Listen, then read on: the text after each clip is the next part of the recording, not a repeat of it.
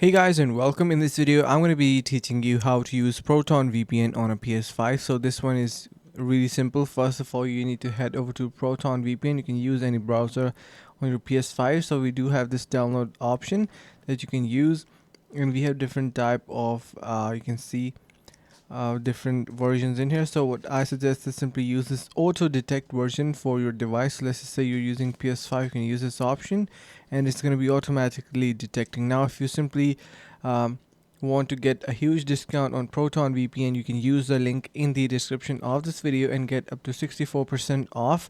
That is going to be helping you to get that discount, so make sure to check that out. And yeah, so basically that is going to be it. I hope this is going to be helping you guys out. Thank you so much for watching. Make sure to subscribe to our channel, and with that being said, see you around in the next video.